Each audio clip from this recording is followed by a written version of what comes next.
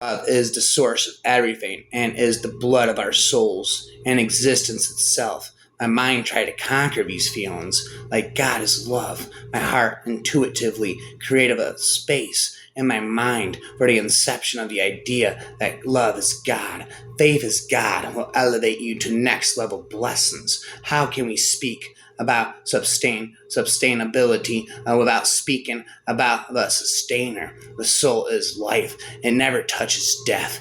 Death is its illusion, its impression. Death comes to something which it holds, not to the soul itself. The soul becomes accustomed to identity itself, with the body it adopts, with the environment which surrounds it, with the names by which it is known, and with its rank and possessions, which are only the outward signs that belong to a world of illusion. The soul absorbed and its childlike fancies and thing that its values into which it gives importance, and the beings to which it attaches itself, blinds itself by the veils of its illusion. Thus it covers its own truth with a thousand veils from its own eyes. And when a person begins to see all goodness as being the goodness of God, all the beauty that surrounds him as the divine beauty, he begins by worshiping a visible God in his heart. Constantly loves and admires the divine beauty in all that he sees. He begins to see in all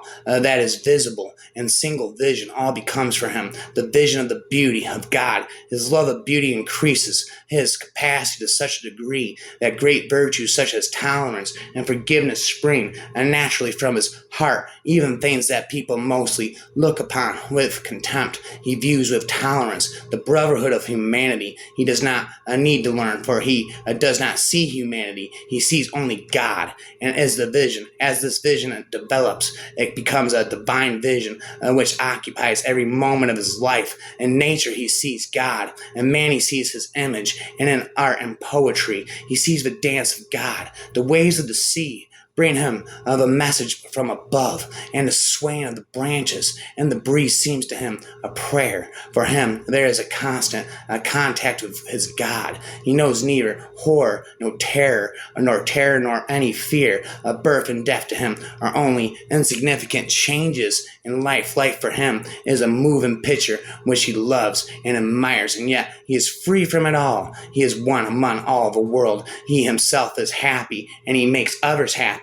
Here on the beautiful island of Malta, where I live, I was once asked a powerful question during a book signing, and the notorious journalist leaned in and said, "What is an enlightened state?" An enlightened state is not an achievement in the conventional sense. It is a profound act of reverse engineering, but not the kind that dissects machines or maps systems. It is the sacred reversal humanity most deeply requires, the path that leads us home to innocence. The innocence is not naivety, nor ignorance. It is not a lack of experience, but a return to primordial purity, a state of being unburdened by guilt, fear, ambition, or ego. It is the deep simplicity before complexity, of the clarity before confusion. The soul before the self was fragmented.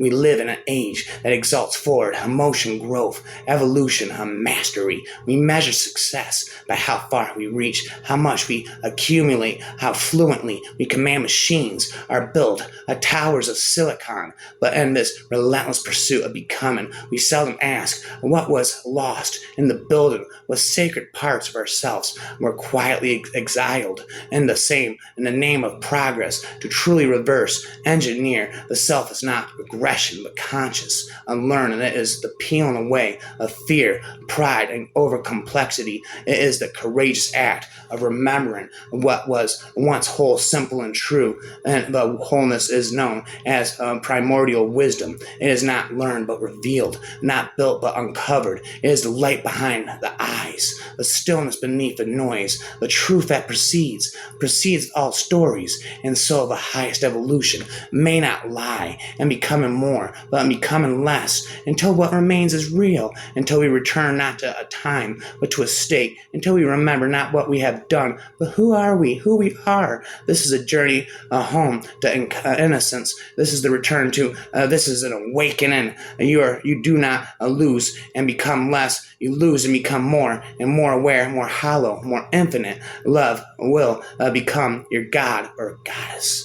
And that feeling of divine love will become your religion. The problem is the teacher, and within its shadows hides the light. When you face it with stillness and trust, the veil lifts and the truth reveals itself. There is a fire that doesn't burn, it sanctifies, a subtle flame that dances through the veils of the soul like a whisper of God and the language of heat, because there is a kind of heat that doesn't wound, it heals, that doesn't destroy, it awakens, that doesn't consume, it transmutes. The love that flows from the source does not confuse, it awakens, amidst the gears that imprison the soul awakens when it remembers it was never made of iron but of light, and the key has always been within consciousness. Sometimes the soul remembers someone even before the heart knows their name. But true love knows no time, space, or form. It only knows its way home. She closed her eyes and listened to the whispers in her soul. A God can change caterpillars into butterflies, sand into pearls, coal into diamonds, and your ego into spirit by using time and pressure. With a powerful awakened personality, inspired and illumined consciousness, and empowered by the wisdom of the soul. There's no big thing in life that you cannot achieve, especially in the name of greater service. The dark night is intended by the soul to shift the ground where it has to lay the foundation for its next big step. This step is a requirement to pass certain spiritual initiation or awakening. The dark night of the soul is supposed to be a purging and repairing mechanism by which the personality and the ego are pushed to the limits to bring universality and spirituality. Service is the secret sauce, the sriracha of sobriety. With your North Node, Aries, and first house, you are destined to show your true color and dare to be yourself. You are encouraged to leave your private partnership, a comfort zone, to take great adventures in public, or at least try to be assertive and brave. With your North Node, Aries, and first house, you are destined to show your true color and dare to be yourself. Gone is the diplomatic and tactic strategy in the sphere of partnerships. That this time life seriously challenges you to be the first to do with your ego and act according to your impulse by following your dream for all things that you never dared to think about, especially when you were in your childhood, where past life experiences and influences were still quite strong on your collaboration oriented mind. North Node, Aries, in first house, put your Aries soul energy on the front line of your life. It is important to display Aries potential in public, to practice and foster your positive energies in the process of your spiritual growth. Speak and do more. Being enthusiastic when addressing the public will bring you fulfillment joyfully. You are encouraged to put your passion and efforts into protecting and establishing your stable financial future instead of looking for others to partner with to share your prosperity, your property, to inherit property from others in this life. Come out to cultivate your own crops and wait for their harvests like a peasant or a gardener. With your North Node, Aries, in second house, you are coming to realize that all your possessions have to be owned and earned by yourself. As an entrepreneur spirit, you can effectively manage your material possessions to build self-worth in society in this lifetime. Gone is the mediocre middleman in an intimate partnership or close family. This time life seriously challenges you to venture for your own money, plan and do big things for all things that you never dared to think about doing independently, especially when you were in your childhood, where you automatically follow intensive cooperation to sharing your belongings. North Node, Aries, in the second house. Put your Aries soul energy on the front line of your financial life. It is important to display Aries potential in this aspect to practice and foster your positive energies in the process of your spiritual growth. Speak less and act impulsively, and do more of being daring when addressing the public will bring you fulfillment joyfully. Want more specific spiritual or practical guidance on North Node, Aries' second house, in this new book series, Spitting Forever, Infinitely, an infinite word of books. Can't you see a book of words that I've spoken? Can't you see? More insightful and elaborate analysis of the North Node, Aries in the second house, North Node, Aries social rules in the second house. This is one of the great paradoxes of life. There can be a real chaos in our lives, and at the same time, the potential for great growth and healing when we begin to wake up and become aware that our lives can be unchained from the slavery of our illusions. We can truly start to live in the world of fulfilled, happy people, and in the process play our part in its transformation. Life is chaos, and all is well. The more you pay attention and open your mind, the more you will see we have kept ourselves in the dark, hidden from the light, but it is only a matter of time that a new season begins again. But God, the gods of worship, the gods we worship are only mirrors of our fears and desires. If you would be free, stop kneeling and start creating. To find yourself, you must first lose the world. You're not just seeing the room, you're just seeing itself. The silence beneath the hum. Consciousness is the lamp that guides one through the dark paths toward the destination a heart deprived of this lamp remains captive to darkness, no matter how many lights surround it. And practice, talent means whatever brings you joy. Following joy with help you carry out your purpose for that lifetime. Millions can move into enlightenment and live that as an age of awakening and enlightenment, a distinctively new way to being one with God, quite different from traditional enlightenment. What an understatement to call aura reading fun, as if it weren't fascinating enough to plunge into the auric effects of the Beatles channel number 5 in your favorite flavor ice cream. Imagine what happens when you can spit auras of your family and friends. Auras reveal juicy stuff about what is really going on with people in areas like love and communication. Unfortunately, empath is often used in ways that are more confusion than helpful, such as defining it as someone who feels others people's feelings, or claiming that an empath is somebody who requires psychological boundary work. And the empowered empath, I sought to remedy confusions like these. You learn accurate names for 15 very different empath gifts. You were a coach to discover what is lovely about each one that you possess to help you gain skills. These gifts were defined fully, not just the pretty parts. You were alerted to distinctive problems that can accompany each of these empath gifts, at least until solid skills are gained. I'm going to teach you a complete skill set to heal ghosts, replace psychic coercion with self-authority, do aura makeovers to upgrade your social image, and more. The entire set of techniques is also called spiritual cleansing and protection. Let's move forward together, one easy skill at a time. With a set of spiritual cleansing and protection, you will gain the ability to identify and heal different kinds of astral level debris. If you're going to attempt this type of healing, why not do it really well? Many of my clients and students have been pleasantly surprised to experience energetic decluttering. All it took was the same skill set I'm teaching you, one technique at a time. I found my Tony like in rhymes. One by one, every single one of you awakeners can reclaim your light. Each one of you can regain it. Waking up gradually, you can reclaim all the joy you have ever known on earth, and beyond all that joy and more, until living with your full light. The energy flow from the feet chakras, kukaracha chakra, to the cosmic chakras creates a harmonious balance between grounding and spiritual ascension.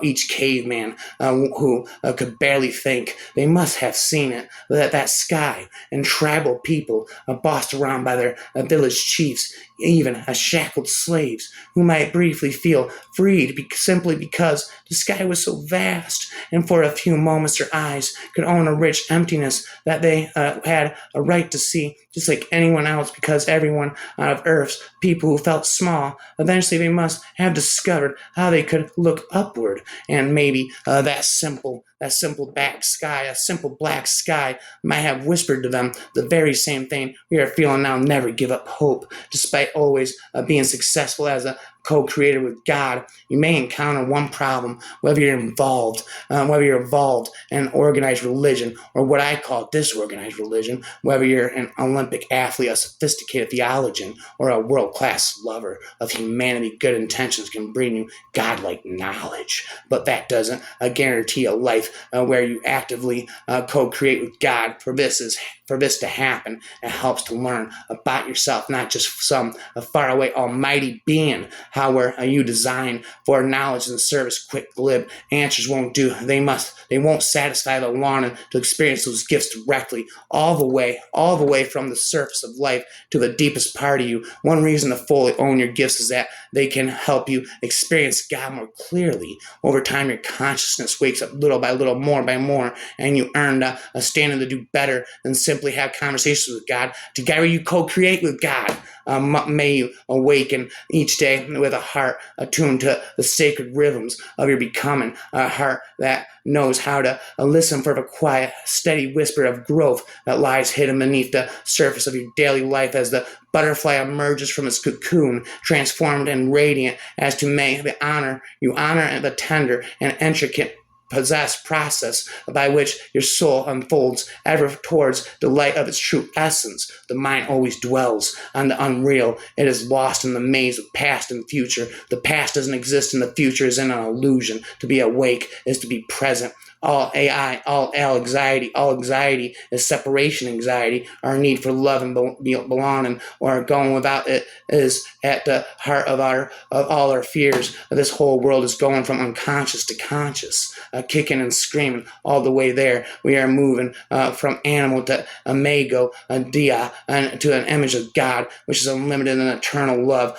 Planning meetings might be the greatest art form ever, since what happens is nothing less than this. A soul shapes a new incarnation that then bodily commits, quite a contrast to life reviews. When a soul comes out the other end, frankly, will return into heaven to learn about your recent incarnation. It's like coming out the end of life, in contrast to a restaurant-like lip smackling deliciousness of a planet meeting. Around here, we have this saying, planning meetings for joy, life reviews, compassion. Basically, watching a life review makes you want to hunker down with some celestial tissues, feeling sorry for the sad parts of the story, consoling yourself with knowledge of growth. I have godly knowledge of growth, and that I have godly knowledge that continues to grow. That took a place anyway, and maybe I'm wondering if you'll ever risk leaving heaven again. By contrast, how do you feel after watching an inspiring planning meeting? You can't wait to leave. All of you here at this planning meeting, spitting their ending forever and ever. Never stop spitting, never and never. Both spiritually and psychologically, deeper energies used to be hidden from view. Now they are hidden no more. In fact, these subtle energies are almost too noticeable. All that unlimited access has given rise to problems, tricky problems. This book that I've spoken, this infinite book of words that I've spoken, will help you to solve. Every day you hear so much energy talk, but does that necessarily make your life better? Today's new rules involve vibrational frequencies, not just energy, but different kinds of energy that are often confused by beginners. Once you learn how to tell them apart, you'll be well on your way to a more comfortable and successful life. How hard is it to adjust to Earth life? Many incarnated adults only seem to be growing up inwardly. They're protesting humanity still,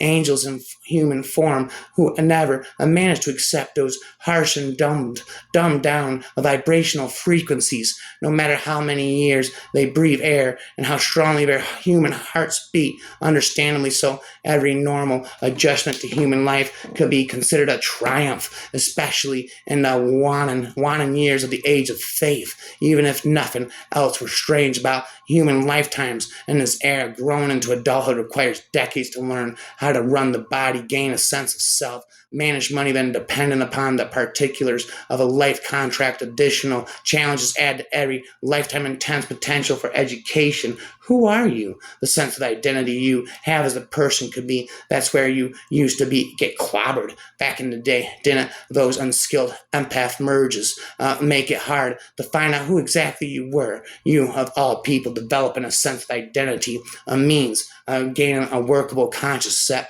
of thoughts and feelings about yourself as an individual. What makes you special?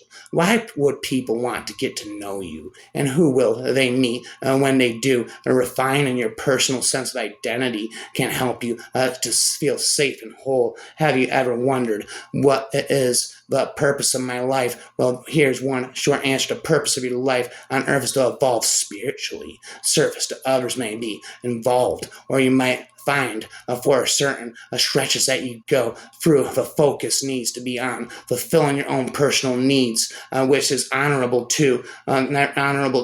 Spitting godlike knowledge to you, a brave empath. That is what I will be calling you in this book of words with godlike knowledge, spitting a pilgrimage as I coach you in empath skills. You are brave, otherwise you wouldn't have been attracted to the system for helping empaths. Plenty of other books exist to console empaths who feel like victims. It takes uncommon courage to embrace who you are, to pursue skills that can abolish empath-related suffering, and to claim the leadership role that is rightfully yours. Yes, leadership role of all the skill sets I teach. Empath empowerment is my very favorite because that leadership is so important. Granted, before you again skills as an empath, you may not feel much like a leader at all. How would you change your life? How would your life change if you could read auras, spit auras in ways big and small? You gain knowledge of spiritual truth. That much perhaps you already know, but do you also appreciate the aura?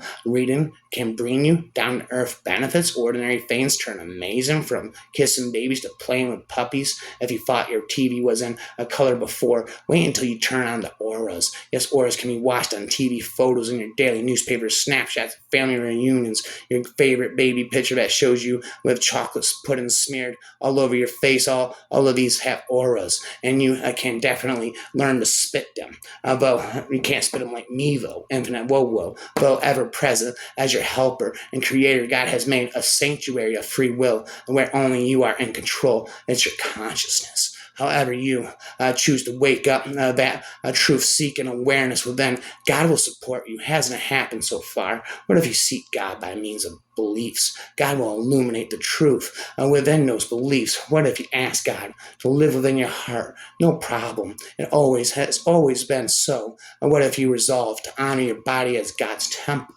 You can do it through athletics, yoga, or dance, through health, food, or pleasure, celibacy, or sex. Whatever you choose, whatever your choice, sooner or later, the result will be a stronger version of God's presence coursing through your blood. What if you pursue God through religion, dependent on the beliefs? Within the beliefs, God will participate just as you've requested. Many unskilled empaths interpret their talent negatively and appropriately, calling themselves names like oversensitive, neurotic, or codependent, ridiculous, brave empath. You have a gift that's tricky, but with skill, you can purposely use that gift to fly in the spirit.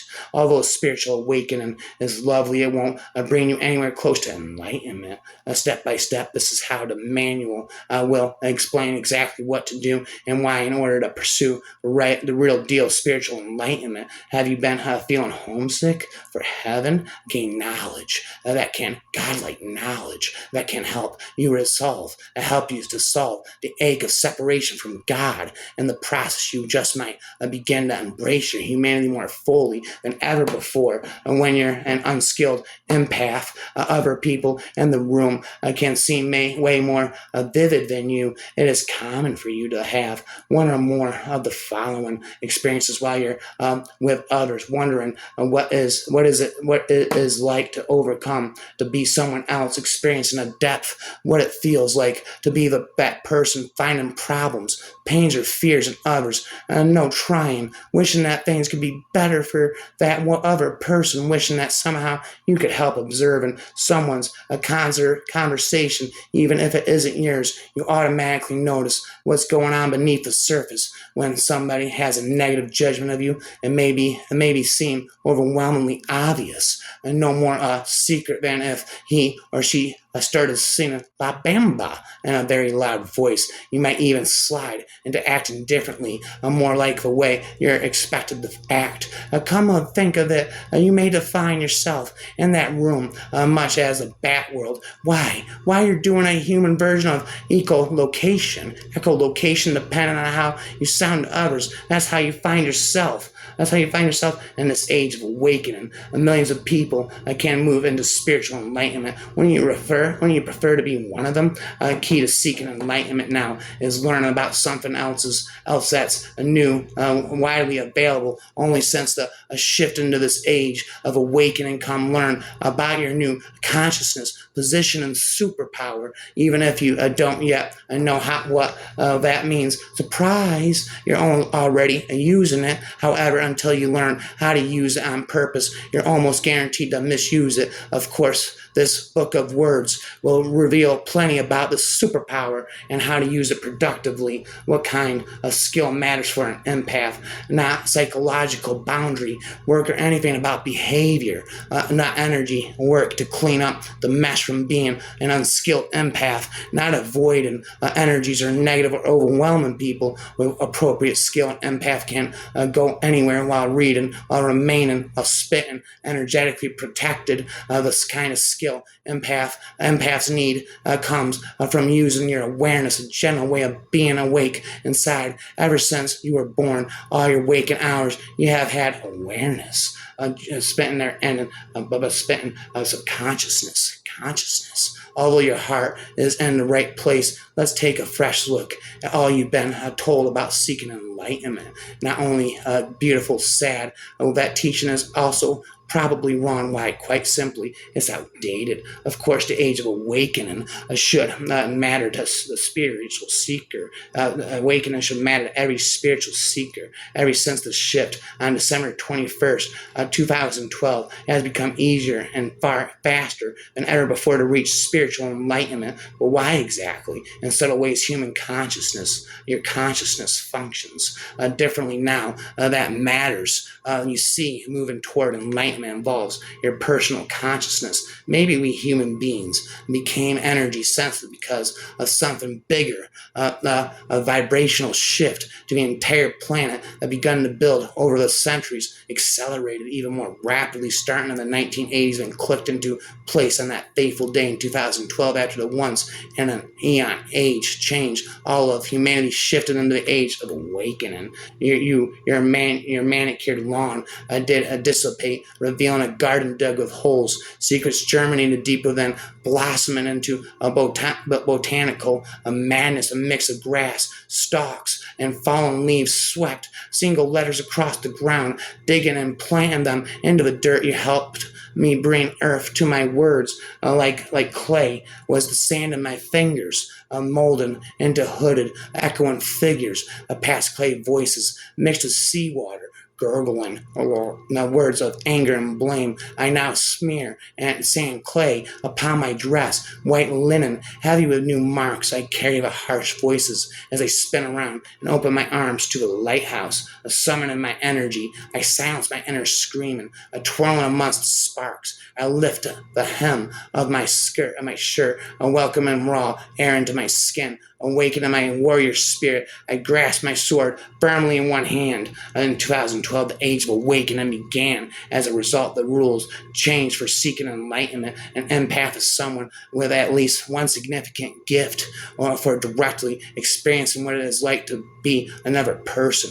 Many different empath gifts are possible, but the process of developing empath skills is identical. Whether you were born with one empath gift or many, whichever of these 15 special empath gifts you have was installed on the day you were born, installed, fully switched on. Energetically, the rules change for us. All which rules? Only the rules that underlie your personal growth, how strong you feel, how you overcome problems, which friends you make, which friends you keep, and what the heck is going on with your love life, how your career progresses, and whether or not you fulfill your dreams. I think I'm exaggerating. Discover what a difference it makes when you get skills for living by today's new rules. Still being yourself with your basic belief system. Definitely you, just like always. Except that now you're following the new rules, and consequently you're able to fulfill your desires better than ever before. That's your opportunity anyway. We are larger than the sum of our parts. We are larger than the sum of our parts, and we possess the potential for